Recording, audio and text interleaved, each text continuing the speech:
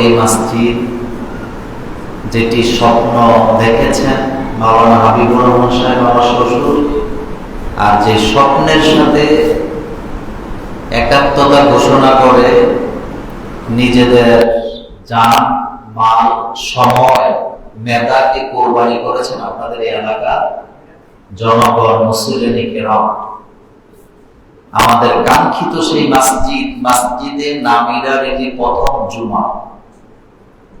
আমরা বলছি কিয়ামত পর্যন্ত এই মসজিদের শাহেদ এবং মাশহুদ। আলহামদুলিল্লাহ বলেন।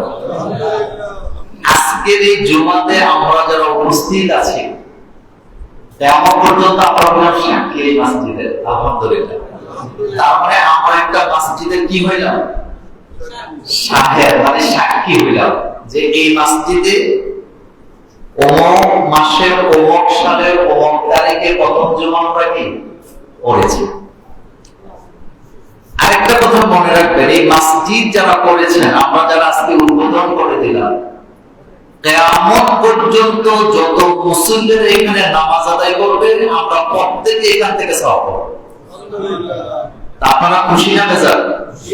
খুশি। আমরা সাক্ষী হয়ে একটা মসজিদের, এই যে সোজা কথা। বুখারীতে রাসূল কারীম সাল্লাল্লাহু আলাইহি সাল্লাম বলেছেন, যে ব্যক্তি আল্লাহর জন্য ঘর বানাবে, আল্লাহ তার জন্য জান্নাতে কি বানাবে? ঘর বানাবে। আমাদেরকে জানা উচিত রাসূল কারীম সাল্লাল্লাহু আলাইহি সাল্লাম বাকি জীবনে জুমা নামাজ পড়েন নাই। মাদানী জীবনে যাওয়ার পরে মসজিদে নববীতে সর্বপ্রথম জুমা পড়েন। কাবা ঘরেও রাসূল সর্বপ্রথম জুমা পড়েন নাই। জুমা পড়েছেন মসজিদে কুবা নামক একটা মসজিদ আছে মদিনাতে। আল্লাহ রাসূল বলেছেন, যে ব্যক্তি শনিবার দিন মসজিদে কুবায় ভ্রমণ করবে, 2 রাকাত নামাজ আদায় করবে, আল্লাহ তাকে একটা উমরা হজের সওয়াব দান করবে। এই মসজিদে আপনারা যারা হজ করছেন, উমরা করছেন, গেছেন, মসজিদের নাম কি বললাম? মসজিদে কুবা। এটা জায়গা, সেখানে রাসূল সাল্লাল্লাহু আলাইহি ওয়াসাল্লাম সর্বপ্রথম জুমা পড়েছেন। আরেকটা কথা, চমৎকার কথা, সেটা হলো এতদিন এই মসজিদে আযান হয়েছে, নামাজ হয়েছে, সওয়াব হয়েছে, কিন্তু আজকে জুমার নামাজ পড়ার কারণে, অর্থাৎ এটা জুমার নামাজে পরিণত হওয়ার কারণে, জুমা মসজিদ করার কারণে আজকে থেকে এই মসজিদের নামাজ পড়লে আগে যে সওয়াব পাইতেন তার চেয়ে 27 গুণ বেশি সওয়াব পাবেন। খুশি না বেজার? আগে পাইছেন, কিন্তু এখন পাইতেন তার চাইতে কি এই জুমা থেকে, আসর থেকে শুরু হবে আর এটা কিয়ামত পর্যন্ত চলবে। তা আজকে আমরা যারা উপস্থিত হয়েছে আল্লাহর দরবারে দোয়া করব, আমরা তোমার একটি ঘরের মসজিদের জুমার নামাজ উদ্বোধন আমরা করেছি, এই উসিলায় তুমি আল্লাহ আমাদেরকে দয়া করে মাফ করে দাও। এখন আমরা জানবো কোন মসজিদে নামাজ পড়লে কত বেশি সওয়াব হয়, সবচেয়ে বেশি সওয়াব হয়। এই কথাটা আগে জানি। প্রথম কথা হলো, পৃথিবীতে প্রথম মসজিদ হলো কাবা। বলেন কি? কাবা। দ্বিতীয় মসজিদ হচ্ছে বাইতুল মুকাদ্দাস। কাবাকে তৈরি করার 40 বছর পরে বাইতুল মুকাদ্দাস তৈরি করা হয়েছে। আর মসজিদের নববী তৈরি করা হয়েছে রাসূল সাল্লাল্লাহু আলাইহি ওয়াসাল্লামের হিজরতের পরে। রাসূল কারীম সাল্লাল্লাহু আলাইহি ওয়াসাল্লাম সুনান মুসলিম শরীফের হাদিসে বলেছেন, যে ব্যক্তি কাবা করে 1 রাকাত নামাজ আদায় করবে, আল্লাহ পাক তাকে 1 লক্ষ রাকাতের সওয়াব দান করে দিবেন। বলেন কত লক্ষ? সোজা কথা না। আমাদের দেশে কিছু হাজী সাহেব আছে, তারা একটু অলস, মানে উমরা করতে যাইয়া, হজ করতে যাইয়া জামাতে নামাজ পড়তে চায় না, মানে অলসতার কারণে। অথচ একবার চিন্তা করি না যে কাবা ঘরে 1 রাকাত নামাজ পড়লে কত লক্ষ? 1 লক্ষ রাকাতের সওয়াব পাওয়া যায়। সুবহানাল্লাহ। এই সুযোগ টাকা থাকলে সিঙ্গাপুর, ইউরোপ যেতে লাভ নাই, মক্কা মদিনা যাওয়া দরকার। কারণ মক্কা মদিনায় গেলে নিজের জীবনের আমলকে পরিবর্তন করে দেয় তাহলে কাবা করে এক রাকাত নামাজ পড়লে কত রাকাত সওয়াব পাওয়া যায়? 1 লক্ষ। আর মসজিদে নববী যেটা রাসূল সাল্লাল্লাহু আলাইহি মসজিদ, সেখানে যদি নামাজ পড়ে কোন কোন বর্ণনায় আসছে 50,000 এক রাকাতে 50,000 সওয়াব পাবে, কোন কোন riwayat আছে 1000 গুণ বেশি সওয়াব আল্লাহ পাবে। 1000 গুণ, সোজা কথা, 1000 বলা হয় না, 1000 গুণ বলা হয়েছে। আরবিতে হাজারকে শুধু হাজারের জন্য ব্যবহার হয় না, আরবিতে হাজারকে লাখ, কোটি, মিলিয়ন, ট্রিলিয়ন বোঝাবার জন্য ব্যবহার হয়। সুবহানাল্লাহ বলেন। তার মানে মসজিদে নববীতে পড়লেও সওয়াব সংখ্যা অনেক বেশি। এরপরে যে ব্যক্তি মসজিদে আকসা অর্থাৎ জেরুজালেম, যে ইহুদিরা দখল করে রাখছে, ওখানে যারা নামাজ আদায় করবেন এক রাকাতে আল্লাহ তাদেরকে 500 রাকাতে সমান সওয়াব দান করবে। আর মসজিদে কুবা যেটা, অর্থাৎ যেখানে রাসূল সাল্লাল্লাহু আলাইহি ওয়াসাল্লাম সর্বপ্রথম জুমা পড়লেন, ওখানে যদি কেউ এক ওয়াক্ত নামাজ পড়ে বা এক রাকাত নামাজ পড়ে, আল্লাহ তাকে একটা উমরা হজের সওয়াব দান করবে। আর আজকে যে আমরা জুমার নামাজ পড়লাম এই দামতি উত্তরপাড়া মসজিদে নামিরায়, আজকে থেকে কিয়ামত পর্যন্ত যত মুসলিম এখানে আমরা নামাজ পড়তে আসবো, আমরা পাবো 27 গুণ। সুবহানাল্লাহ। কয় গুণ? 27 গুণ। আল্লাহ যেন আমাদেরকে এই উসিলায় মাফ করে দেন। আমরা বলি আমিন। আর জোরে বলি আমিন। এবার আসেন, আমি আপনাদেরকে একটি গুরুত্বপূর্ণ কথা বলি।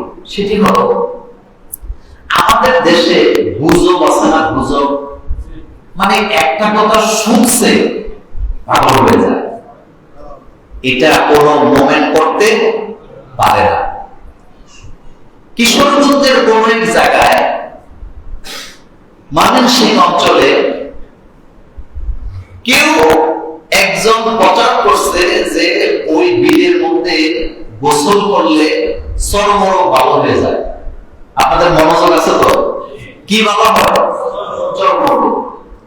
এটা শোনার পরে এলাকা না শুধু বহু দূর দূরান্ত থেকে মানুষেরা গাড়ি টেনে ভাড়া করে ওই বিলের মধ্যে নাইমা বিলের যত আপনার আবর্জনা ছিল, কাদা ছিল, সব গায়ের মধ্যে মাইকা মাইকা পুরো বিলকে পরিষ্কার করে দিয়ে তারা নিয়ে গেছে। পরবর্তীতে জানা গেল যে লোকটা এটা সবাইছে ওই বিলের মধ্যে তার জমি ছিল, কিন্তু এত কাদা এত ঘাস পরিষ্কার করতে পারে না, ফসলও করতে পারে না, যার কারণে সে এটা ছড়াই দিছে যে এখানে যদি কেউ গোসল করে তার শরীরে কি বাবা হয়? চর্মরোগ। কারণ আমরা বাঙালি ইমান বড়ই দুর্বল, নরবরে যখন শুনছে ওই বিলের মধ্যে গোসল করলে চর্মরোগ ভালো হয়ে যায়, হাজার হাজার লক্ষ লক্ষ লোক, নারী, পুরুষ যায় ওখানে গোসল করে বিলও পরিষ্কার, বেটার কাম কি হয়ে গেছে, আস্তে হয়ে গেছে। গত 4-5 দিন আগে বাংলাদেশের উত্তর অঞ্চলের এক জায়গায় একটা পুকুরের মধ্যে একটা জিনিস এটা বেশি উঠে বুড় বুড় করে বুড়গুলোকে বুঝতে পারে, আবার কিছুক্ষণ পরে এটা ডুবে যায়। এলাকার লোকজন পাগল হয়ে গেছে যে জিনিসটা, হাজার হাজার নারী, পুরুষ, মুসল্লি, বেনামাজি, নামাজি, নারী, আবার বিদ্যা, বনিতা চতুর্পাশে দাঁড়িয়ে অপেক্ষা করতেছে। এক ভদ্রলোক বুড়ো বুড়ো বৃষ্টির মধ্যে চেয়ার মাথায় দিয়ে বসে আছে জিনিসটাকে দেখার জন্য। আপনারা কি আমার কথা বুঝেন?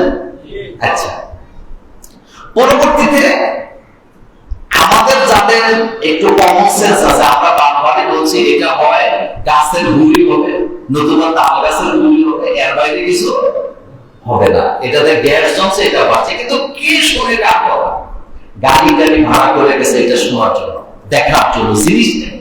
এক মুরব্বীরে দেখলাম চেহারা মাথা দিয়ে বৃষ্টি থেকে বাঁচার জন্য বসে আছে, জিনিসটাকে দেখতে হবে। পরবর্তীতে ফায়ার সার্ভিসের লোকেরা আসছে, ডুবুরির লোকেরা আসছে, এলাকার যুবকেরা নেমে এটা উঠায় দেখে এটা একটা তাল গাছ। মনোযোগ আছে আপনাদের? এটা কি গাছ? তাল গাছ।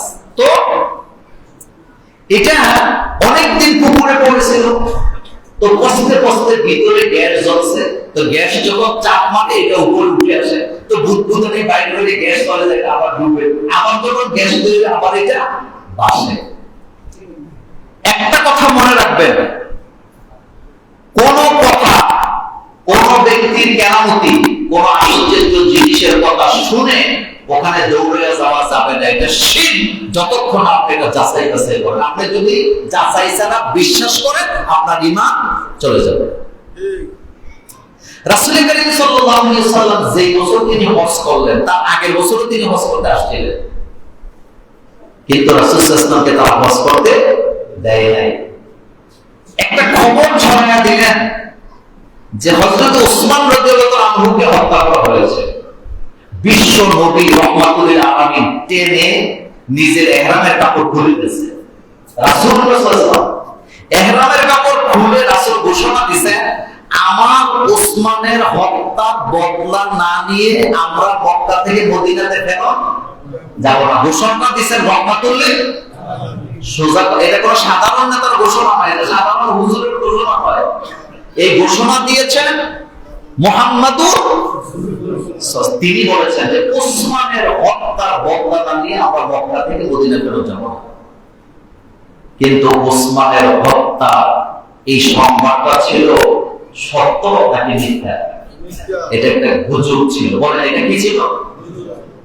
আল্লাহ রাব্বুল আলামিন আয়াত নাযিল করে জানায় দিলেন, ইন জাআকুম ফাসিকুন বিনাবাইন ফাতাবায়ানু আন তুসিবু কওমান বিজাহাল।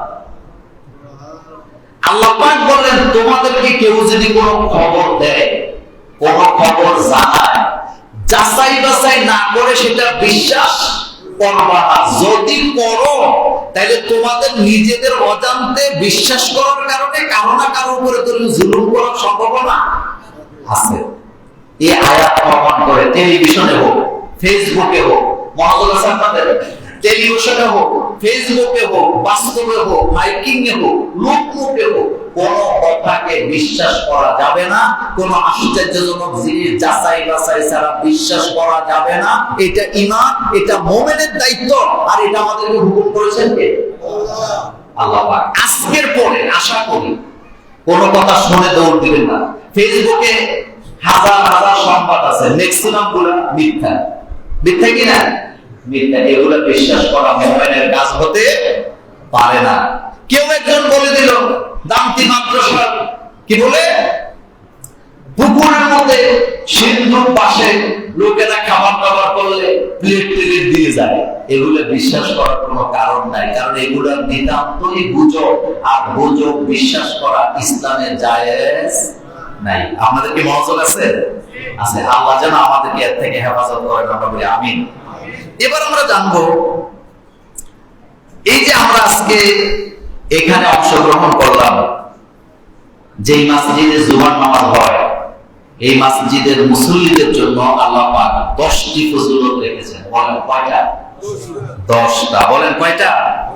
প্রথম ফজিলত হলো রাসূল করিম সাল্লাল্লাহু আলাইহি ওয়াসাল্লাম সহিহ মুসলিমে বলেছেন, জুমার মসজিদে, অর্থাৎ যেই মসজিদে জুমা হয়, এই মসজিদের দিকে হেঁটে হেঁটে যারা নামাজ পড়তে যায়, আল্লাহ তাদেরকে প্রত্যেক কদমে কদমে একটা করে সওয়াব দান করেন, প্রত্যেক কদমে কদমে একটা করে গুনাহ মাফ করেন, প্রত্যেক কদমে কদমে একটা করে মর্যাদা বাড়ায় দেন। আমি কথাটা আরেকবার রিপিট করি, প্রত্যেক কদমে কদমে একটা গুনাহ কি হয়? মাফ হয়। আর প্রত্যেক কদমে কদমে একটা সওয়াব হয়। প্রত্যেক কদমে কদমে একটা করে মর্যাদা বাড়ায়া দেয়। সুবহানাল্লাহ। তার মানে বুঝা গেল, আপনি যতবার মসজিদে আসতেছেন যাচ্ছেন, প্রত্যেক কদমে কদমে একটা করে নেকি পাচ্ছেন, প্রত্যেক কদমে কদমে একটা করে সওয়াব পাচ্ছেন, প্রত্যেক কদমে কদমে আল্লাহ একটা করে মর্যাদা আমাদেরকে বাড়ায় দিচ্ছেন।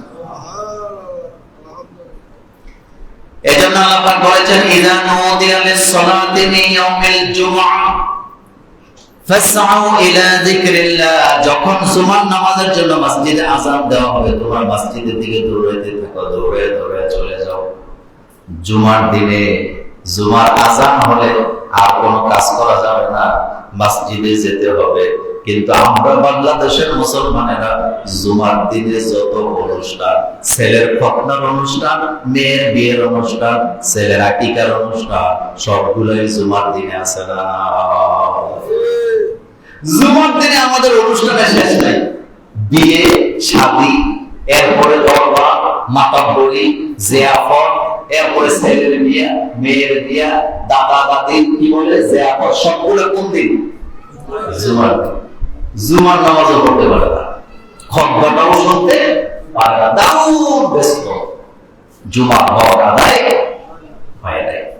2 নম্বরে রাসূল করিম সাল্লাল্লাহু আলাইহি ওয়াসাল্লাম বলেছেন, যে ব্যক্তি মসজিদের দিকে যাবে নামাজ আদায় করার জন্য, ওযু করে বাড়ি থেকে, আল্লাহ রাব্বুল আলামিন তাকে একটা ইহরাম করলে যে সওয়াব হয়, আল্লাহ তাকে সেই সওয়াব দান করে দেবে। আপনাদের মনোযোগ আছে? ইহরাম, হাজিরা ইহরাম করে উমরা করার জন্য বাড়ি থেকে পবিত্রতা অর্জন করে ওযু করে যারা হেঁটে হেঁটে মসজিদের দিকে যাবে, আল্লাহ তাদেরকে একটা ইহরাম করার সওয়াব দান করে দেবে। 3 নাম্বার মর্যাদা, আল্লাহর পক্ষ থেকে এই বান্দাকে নিরাপত্তা দিবেন। কি দিবেন? নিরাপত্তা, মানে শয়তান, ওয়াসওয়াসা, অনিষ্টকারী তাকে আক্রমণ করতে পারবে না। 4 নাম্বার, আল্লাহ রাব্বুল আলামিন নিজে তার বান্দাকে সম্মানিত করবেন যারা মসজিদে যায় নামাজ আদায় করে। আমরা নামাজ পড়বো কোথায় যায় বলেন তো? মসজিদে। মসজিদ, মসজিদ, মসজিদ। আপনি আসবেন, আপনার ছেলে আসবে, আপনার নাতি আসবে, নাতনি আসবে, বাচ্চারা আসবে। একটা কথা বলে দিয়ে যে থাকবে, সেটা হলো মসজিদে বাচ্চারা আসলে দমকি দিবেন না। কি দিবেন না? দমকি দিবেন না। ইশারায় দুষ্টামি করলে ইশারাতে শাসন করবেন, আওয়াজ দিবেন না। বাচ্চারা মসজিদে আসা মানে ভালো লক্ষণ নাকি খারাপ লক্ষণ? ভালো লক্ষণ, ভালো লক্ষণ। যেই বাচ্চাটাকে আপনি মসজিদ থেকে দুষ্টামি করার কারণে গাত ধরে বের করে দিতেছেন, হতে পারে এই বাচ্চাটাই একদিন এই মসজিদে জুমার নামাজের খতিবের দায়িত্ব পালন করবে। কথা বলতে বুঝতে পারিনি, আমি কথাটা আবার বলি। যেই বাচ্চাটাকে আপনি দুষ্টামির কারণে গাত ধরে মসজিদ থেকে বের করে দিচ্ছেন, হতে পারে এই বাচ্চাটাই ভবিষ্যতে এই মসজিদের খতিবের দায়িত্ব পালন করবে, জুমার নামাজের খতবা দিবে। এই ঘটনা আমাদের দান্তি গ্রামে আছে না? আছে। সুতরাং এটা কখনো করবেন না। এরপরে যারা মসজিদে যে নামাজ আদায় করে তাদের জন্য ইবনে মাজাহ একটি হাদিসে আসছে, আল্লাহ রাব্বুল আলামিন তাদেরকে জিহাদের সমান সওয়াব দান করে দিবেন। তার মানে মসজিদে যাইতে জিহাদ লাগে। বলেন কি লাগে? জিহাদ। শয়তান বলে এত দূরে যায় বাবা, এত কষ্ট করে রাত্রি ঘরে পড়ে ফেলো, কিন্তু আপনি যে শয়তানকে কি বলে প্রতিহত করে মসজিদে আসছেন, এজন্য এটাকে জিহাদ নাকি জিহাদ না? এটা একটা জিহাদ। এরপরে 6 নাম্বার, যে ব্যক্তি মসজিদে এসে নামাজ আদায় করবে, কিয়ামতের দিন এই নামাজ তাকে আলো দিয়ে হাসর, মিজান, ফুলছাড়ান পার করে আল্লাহ জান্নাত পর্যন্ত পৌঁছায় দেবে। একটা আলো পাবেন আপনি। বলেন কি পাবেন? আলো, নূর পাবেন, নূর। এরপরে 8 নম্বরে আল্লাহ পাকের আরশে আযমের নিচে এই বান্দাকে আল্লাহ পাক জায়গা করে দিবেন। সুবহানাল্লাহ পড়ে। এটা 7 নম্বর। আরশে আযমের ছায়ার নিচে কি দিবেন? জায়গা করে দিবেন। 8 নম্বর, ফেরেশতারা ওই বান্দাকে জান্নাতে মেহমানদারি করবেন। সুবহানাল্লাহ পড়ে। ফেরেশতারা জান্নাতে কি করবেন?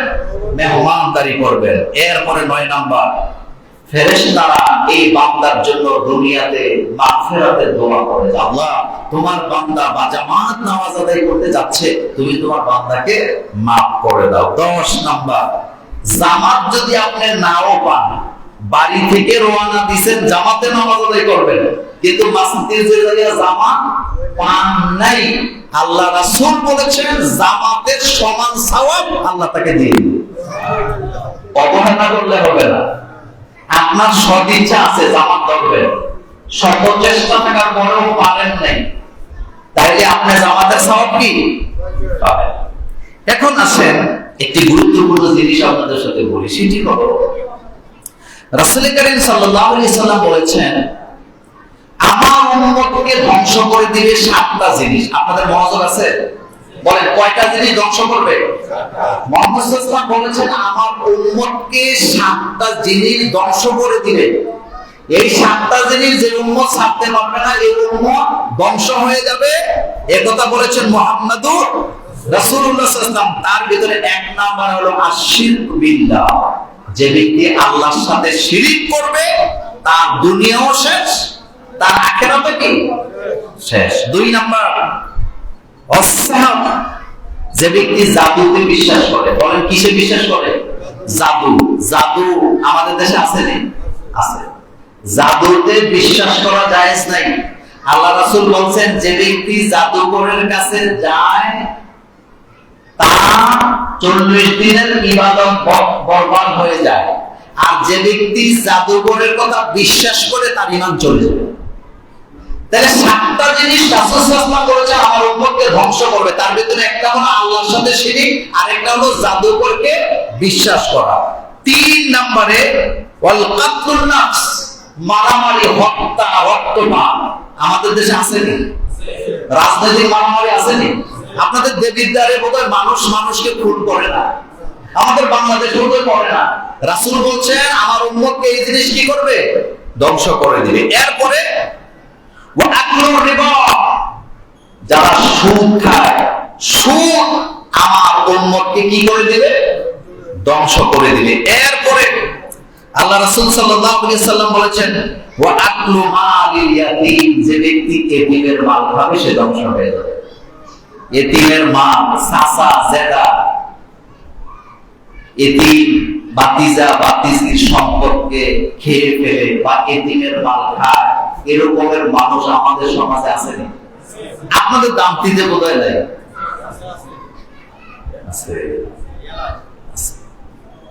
আল্লাহ পাক কোরআনে বলেন যারা এতিমের মাল খায় তারা পেটের ভিতরে কি ঢুকায় বলেন তো? আগুন, জাহান্নামের আগুন ঢুকায়। এরপরে আল্লাহ রাসূল বলেছেন 6 নম্বরে আমার উম্মতকে ধ্বংস করার আরেকটি জিনিস হলো যারা যুদ্ধের ময়দান থেকে ভাইদেরকে রেখে পালায়া যায়। এরকমের যুদ্ধ আছে না? যুদ্ধের ময়দানে গেছেন, ডাক ঢোল বাজায়া, জিহাদের ময়দানে যখন গেছেন তখন আপনার মনে পড়ছে যে আপনি এনে মরে লাভ কি, রক্ত দিয়ে লাভ কি, আপনি এখান থেকে পালায়া গেছেন। আপনি কি সুপুরুষ না কাপুরুষ? আর রাসূল বলেন এই ধরনের লোকেরা কি হয়ে যাবে?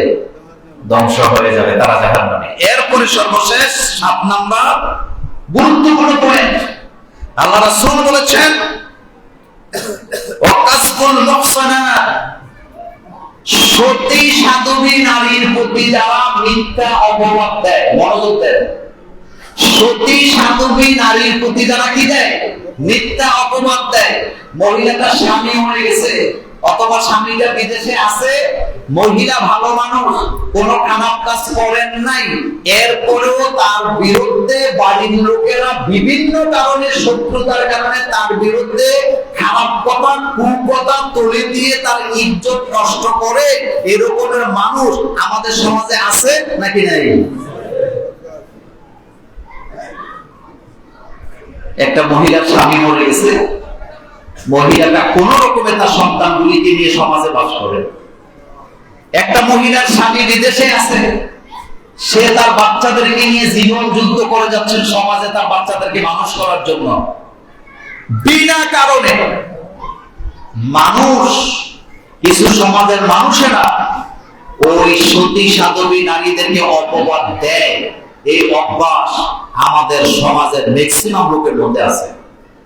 আর এই অপবাদ দেওয়ার পরে যাচাই বাছাই সারা বিশ্বাস করে এরকমের লোক আমাদের দেশে আছে। কথা বলেন আছে কিনা?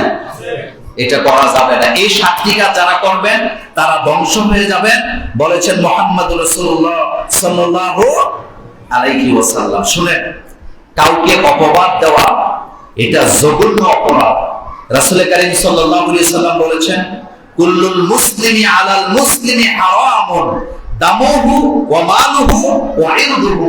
রাসূল কারীম সাল্লাল্লাহু আলাইহি ওয়াসাল্লাম বলেছেন একজন মুমিনের জন্য আরেকজন মুমিনের উপরে 3টা জিনিসকে হারাম করা হয়েছে। 1 নম্বরে তার রক্ত, 2 নম্বরে তার মাল, 3 নম্বরে তার ইজ্জত।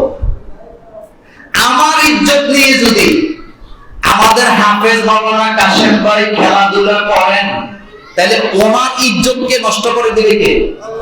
এবার আপনি নোট করেন আপনার কলিজার খাতায়, আপনি যদি কাউকে অপবাদ দিয়ে থাকেন অথবা বিনা দোষে যদি আপনি কাউকে অপবাদ দিয়ে থাকেন, কারো ইজ্জত নষ্ট করে থাকেন, আপনার মৃত্যুর আগে আপনার উপরে সেম জিনিস আসবে।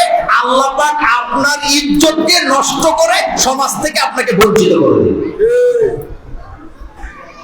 অতীতে আমরা দেখেছি যারা আলেম ওলামার ইজ্জত নিয়ে খেলাধুলা করছে, তাদের ইজ্জত আছে না গেছে?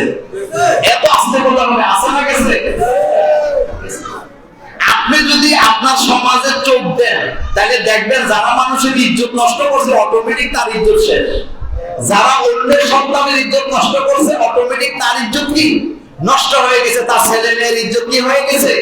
নষ্ট হয়ে গেছে। এই জন্য কারো ইজ্জত নিয়ে খেলামেলা করা যাবে না।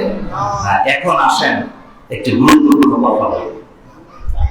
আমাদের দেশে এই মুহূর্তে সবচেয়ে বেশি জঘন্যভাবে একটা অপরাধ চলছে, সেটা হলো একজন আরেকজনকে তাবিজ করতেছে, একজন আরেকজনকে কালো জাদু করতেছে।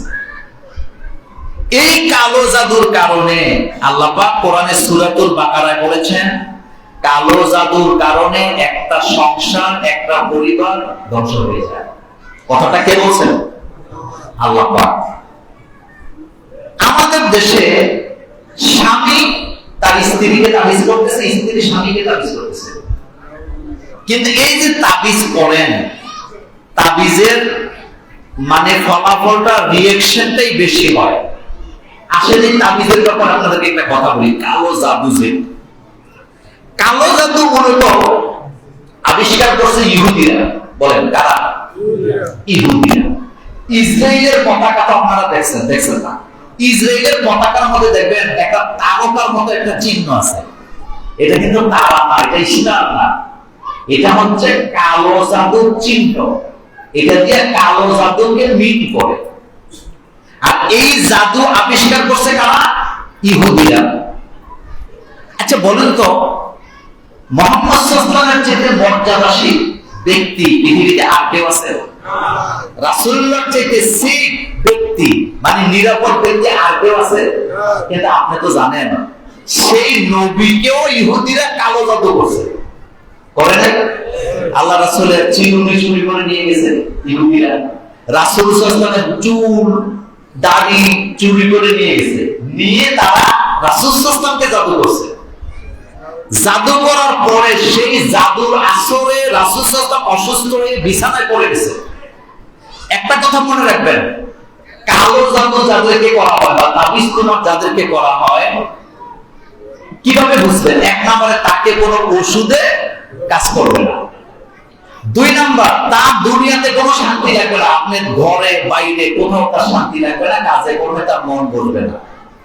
তিন নাম্বার, যত খাবার সে খাওয়ার চেষ্টা করুক, শরীরের মধ্যে শক্তি সে পাবে না। চার নাম্বার, ইবাদতে তার মন বসবে না। পাঁচ নাম্বার, কথা ভুলে যাবে, কোন কথা মনে রাখতে পারবে না। একজন ফেরেশতা রাসূল সাল্লাল্লাহু আলাইহি ওয়াসাল্লামের সামনে দাঁড়াইছে, আরেকজন ফেরেশতা দাঁড়াইছে, মোট দুইজন। তো রাসূল সাল্লাল্লাহু আলাইহি ওয়াসাল্লাম শুয়ে আছেন, একজন ফেরেশতা আরেকজন ফেরেশতাকে রাসূল সাল্লাল্লাহু আলাইহি ওয়াসাল্লামকে সময় জিজ্ঞেস করতেছেন যে মুহাম্মদ সাল্লাল্লাহু আলাইহি ওয়াসাল্লামের কি হয়েছে, উনি এভাবে বিছানায় শুয়ে থাকে কেন, এভাবে অসুস্থ হয়ে পড়ে আছেন কেন? দ্বিতীয় ফেরেশতা জবাব দিচ্ছেন, মুহাম্মদ সাল্লাল্লাহু আলাইহি ওয়াসাল্লামকে জাদু করা হয়েছে। মানে মুহাম্মদ সাল্লাল্লাহু আলাইহি ওয়াসাল্লামের চুল দাড়ি নিয়ে জাদু করে কুয়োর মধ্যে ফেলে দিয়েছে। দ্বিতীয় ফেরেশতা বলতেছেন, এটার কি কোনো ঔষধ নাই, চিকিৎসা নাই? বলেন হ্যাঁ, চিকিৎসা আছে। সেটা কি?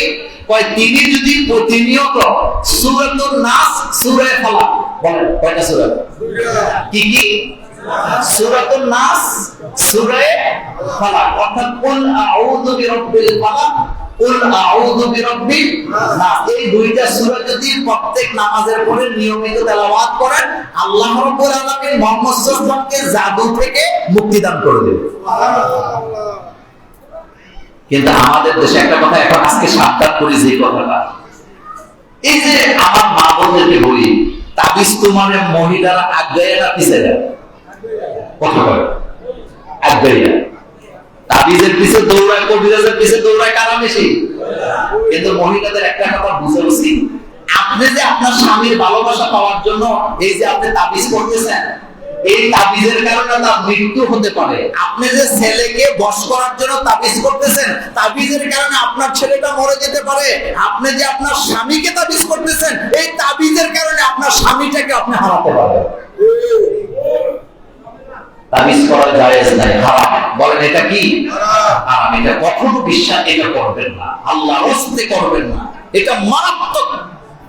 আল্লাহ রাব্বুল আলামিন সূরাতুল বাকারায় বলেছেন, ফায়াতাআল্লামুনা মিনহুমা মা ইউফাররিকুনা বিহি বাইনাল মারই ওয়াল যাওজি।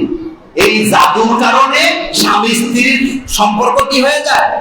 ধ্বংস হয়ে যায়, ভেঙে যায়। স্বামী স্ত্রীর সম্পর্ক টিকে না, সংসার টিকে না, ভাই ভাইয়ের সাথে সম্পর্ক রাখে না, বন্ধু বন্ধুর সাথে রাখে না, শাশুড়ি তার পুত্রবধূর সাথে রাখে না, পুত্রবধূ তার শাশুড়ির সাথে রাখে না সম্পর্ক। এটা কিসের কারণ বলেন তো? এই জাদু, কালো জাদু বা তাবিজ তোমার। আল্লাহ যেন আমাদেরকে এর থেকে হেফাজত করেন। আমরা বলি আমিন, আর জোরে বলি আমিন। এখন আমরা জানবো, আমরা সবাই সমাজবদ্ধভাবে বাস করি, একটা সমাজের মধ্যে আমরা বাস করি, কথা ঠিক না?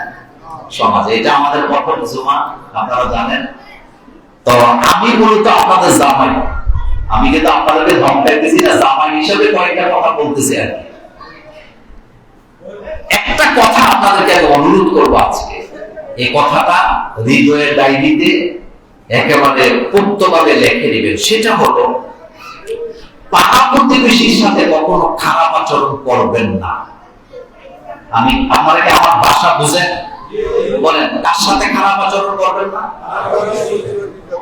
দুইটা মাটির পাতিলকে যদি একসাথে রেখে দেন, একটার সাথে আরেকটা ধাক্কা লাগে নাকি লাগে না? লাগে। সমাজে যখন আমরা বাস করি, পরিবার সমাজ নিয়ে, সবার মন মগজ মন কখনো একরকম হয় না। যেমন মসজিদের টাইলসটা কিন্তু অনেক সুন্দর হয়েছে আমার কাছে, কালারটা। এই যে সাদা টাইলসটা আপনারা করছেন সুন্দর, কিন্তু এক ব্যক্তি যদি এসে বলে যে মতিন ভাই, তুমি যে টাইলসটা করলা, এটা সাদা করলা কেন? এটা তো কালো করলে আরো সুন্দর লাগতো। তো এই যে কথাটা বললেন, আচ্ছা বলেন তো, এটা কি পরামর্শ দিছে না শত্রুতামি করছে? না, শত্রুতামি না, পরামর্শ দিছে। আপনি এটা পজিটিভলি নিবেন যে সে আমার ভালোর জন্য করছে। হ্যাঁ, আপনি বলে দিবেন, হ্যাঁ করলে তো আরো সুন্দর হতো, যেহেতু হয়ে গেছে আলহামদুলিল্লাহ, যা আছে তাই ভালো। আমি কি কথাটা বুঝাইতে পারছি? আচ্ছা, এবার আসেন, দুইটা বাড়ি যদি একসাথে থাকে, তাহলে বৃষ্টি যখন হয়, অটোমেটিকলি এক বাড়ির বৃষ্টির পানি আরেক বাড়ির উঠান দিয়ে যায় নাকি যায় না? কথা বলেন না কেন? যায় নাকি যায় না? এই যে যায়, এটার জন্য ওয়াল করে এরকম লোক আছে না? এই কাজটা কি খুব ভালো কাজ না? আমি ব্যাখ্যা দেব না, আপনাদেরকে সতর্ক করছি। রাসূল কারীম সাল্লাল্লাহু আলাইহি ওয়াসাল্লাম বলেছেন, প্রতিবেশীর সাথে তিনটা কাজ কখনো করা যাবে না। বলেন কয়টা? আল্লাহর নবী বলেছেন, এক নম্বরে লা তাহাসাদু, দুই নম্বরে ওয়ালা তাবাগাদু, তিন নম্বরে ওয়ালা তাকাতাউ। খবরদার, রাসূল বলেছেন তিনটা কাজ প্রতিবেশীর সাথে করা যাবে না। এক নম্বরে হিংসা, দুই নম্বরে বিদ্বেষ, আর তিন নম্বরে তার কোনো ইজ্জত নিয়ে খেলামেলা করা যাবে না। কয়টা কয়টা কয়টা? এক নম্বরে হিংসা করা যাবে না প্রতিবেশীকে। বলেন কি করা যাবে না? হিংসা করা যাবে না। সালাম সাহেবের বাড়িতে বিল্ডিং উঠে গেছে, আমার বাড়িতে উঠলো না, হিংসা আছে না?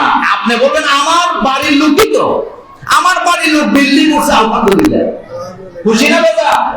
গ্রামটা তো আমার গ্রামে একটা বিল্ডিং উঠছে, আমার গ্রামের একটা লোক রিক্সা চালায়, তার ছেলেটা কামেন্ট পাস করছে, ঢাকা ভার্সিটিতে চান্স পেয়েছে, আমার ইজ্জত সম্মান বাড়ছে না কমছে?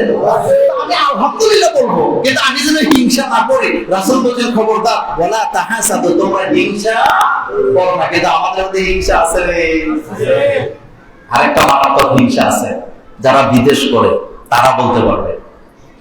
বাপ মা যখন দেখে যে ওনার ছেলে 5 বছর বিদেশ করছে, টাকা পয়সা তেমন কামাই না, কিন্তু আরেকজন বিদেশ যায় 2 বছরের বিল্ডিং একটা দিছে, তখন বাপ মায় টেলিফোনে বা বউরা কি বলে বলেন তো? বলেন, বলে তুমি বিদেশ গিয়ে কি করো? দেখো না অমুকের ছেলে 2 বছরে বিল্ডিং করছে, তোর দ্বারা কিছু হবে না। আচ্ছা আপনাদেরকে জিজ্ঞেস করতে চাই, এই যে তকদির, সবার তকদির কি সমান? কথা আসতে বলছে, সবার তকদির কি সমান? এই পুকুরের মধ্যে মাছ আছে না? 10টা লোকের লাগায় দেন, 10টা জাল দিয়ে একই মাপের জাল দিবেন, একই সাইজের দিবেন, জাল মারলে সবার জালের মধ্যে মাছ আসবে না। এটা তকদির। বলেন এটা কি? তকদির। আপনি যে খোটা দিতেছেন এটা বলুন তো হিংসা। বলেন এটা কি? হিংসা। এটা করা যাবে না। 2 নম্বর ওয়ালা তাবাগাদু, বিদ্বেষ। বিদ্বেষ আমাদের সমাজে এই যে ঝগড়া লাগায় দেয় একজন আরেকজনকে দিয়া, এটা তো তান্ত্রিক গ্রামে নাই। খামোটা যায় বলতেছে, তুমি জানো না মৌলানা কিন্তু তোমার বিরুদ্ধে কথাটা বলছে, আর আপনার শূন্য মাত্র মাথা গরম হয়ে গেছে। কিন্তু আপনার বলা উচিত হইল যে বাইরে মৌলানা যে আমারে কি বলছে না বলছে আমার সামনে তো বলে না, পেছনে বলুন, পিছে লোকের কথা বলে। তাহলে শান্তি না অশান্তি? শান্তি। বলে তাইলে কি? বিশ্বাস করবেন না। এই কাজ আছে। আরেকটা হলো গ্রামে কিছু মুরব্বী থাকে, ইচ্ছা করলে ঝামেলাটা মিঠাইতে পারে কিন্তু মিঠাই না, কারণ যতদিন না মিলবে 2 পক্ষ থেকেই দোকানে বসে রং চা খাওয়া যায়। আমি কি কথা বেশি বলে ফেললাম? কারণ 2 পক্ষ ঝগড়া লাগলে মাঝখান থেকে আরেক দলেরা বসে বসে কি খায়? এখান থেকেও খায়, ওখান থেকেও মুজাবজাবি, না দাইনে না, বা এরকমের লোক বোধহয় আমাদের সমাজগুলোতে নাই। 3 নাম্বার, কারো ইজ্জত নিয়ে সিনেমিনি খেলা যাবে।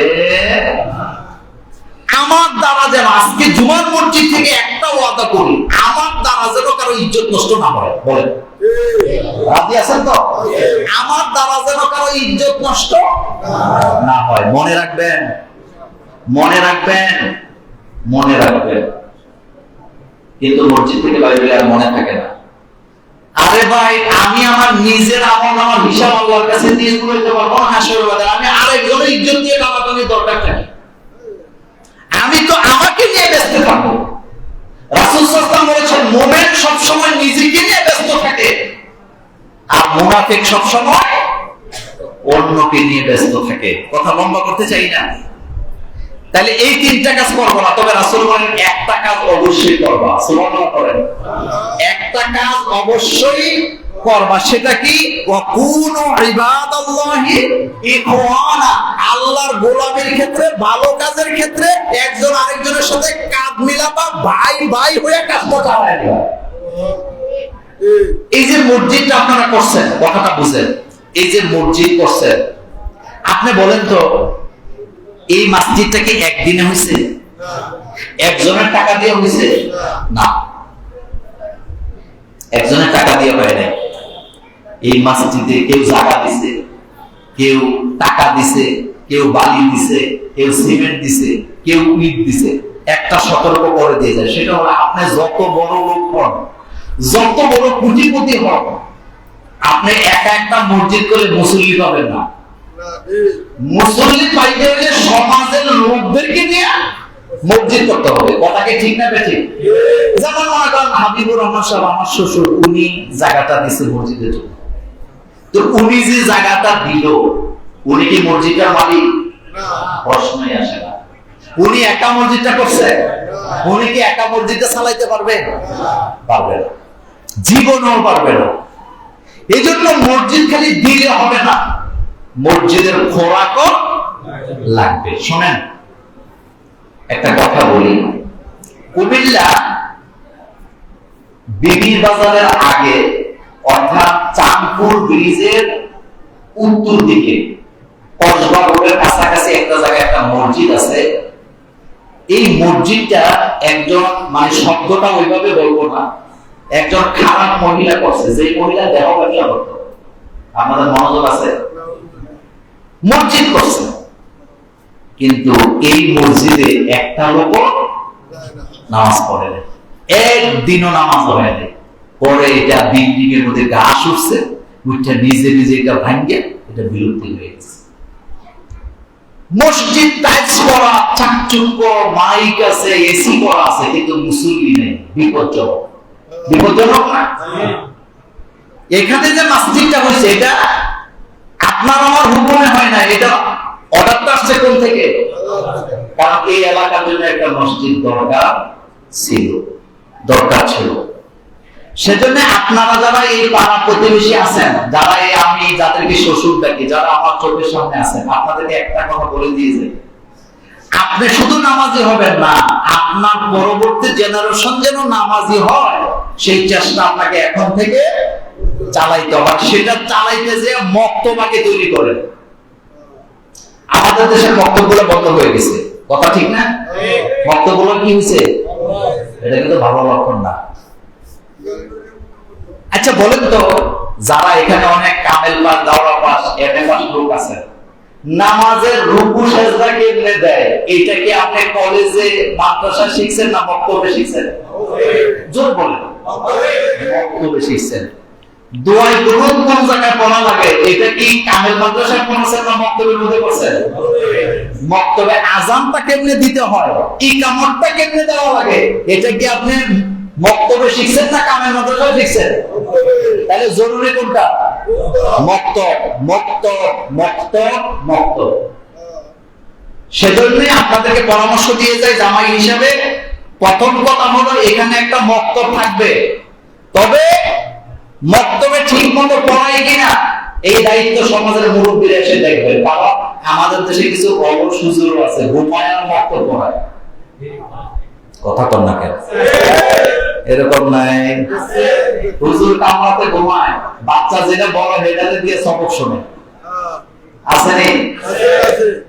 আপনি মক্তবে চাকরিকে অবহেলা করেন, ছোট মনে করেন। ইমামে আযম আবু হানিফা রাহিমাহুল্লাহ ছিলেন একজন মক্তবের শিক্ষক। ইমাম শাফি রাহিমাহুল্লাহ ছিলেন মক্তবের শিক্ষক। বাংলাদেশে একজন আলেম মাওলানা ভাসানীর নাম জানেন না আপনারা? এরকম লোক না, তিনি মূলত একজন মক্তবের শিক্ষক ছিলেন।